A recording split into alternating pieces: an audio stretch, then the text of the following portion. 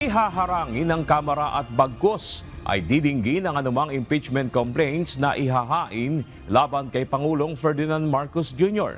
Ayon ito mismo kay House Majority Leader at Ilocos Norte 1st District Representative Sandro Marcos, anak ng Pangulo. Ito ang balita ni Rosa Licos. Tungkulin ng Kamara na aksyonan ng anumang impeachment complaint laban sa isang impeachable official na formal na inihain sa tanggapan ng House Secretary General at transmitted sa Office of the Speaker.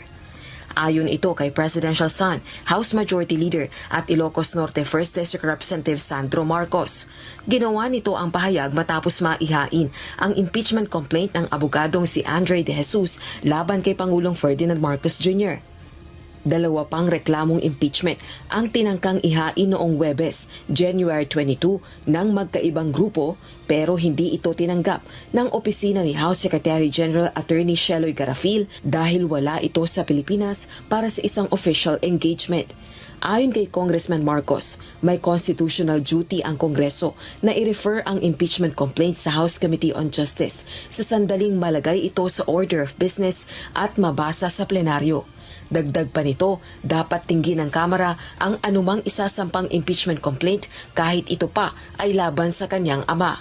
Samantala, ipinagtanggol naman ni House Assistant Majority Leader at Lanao del Sur 1st District Representative Sia Alonto Adchong ang desisyon ng opisina ni House Secretary General Garafil na huwag tanggapin ang dalawang magkasunod na reklamong impeachment na tinangkang ihain ng makabayan lawmakers at grupo ng dating kongresistang si Mike Defensor.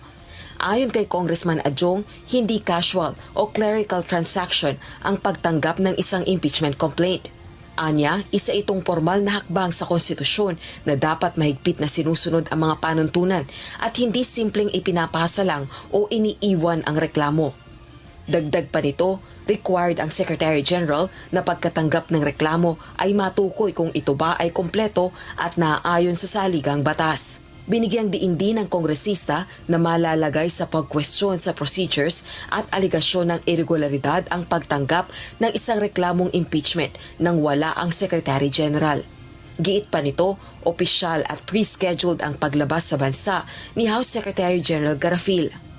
Kasalukuyan din anyang nasa legislative recess ang Kamara kaya hindi maaasahan na kumpleto ang mga tao sa House of Representatives araw-araw at marami ang may mahalagang opisyal na tungkulin na inaasikaso sa iba't ibang bahagi ng Pilipinas o sa labas ng bansa. Sa Lunes, January 26 na ang balik sesyon ng Kongreso at pinangangambahan ng ilang kampo na agad na ma-refer sa House Committee on Justice ang unang impeachment complaint laban kay PBBM na pinaniniwalaan ng ilan na walang batayan at ebidensya.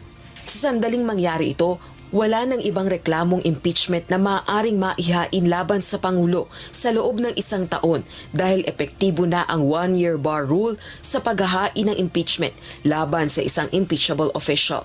Rosa Licos, UNTV News and Rescue.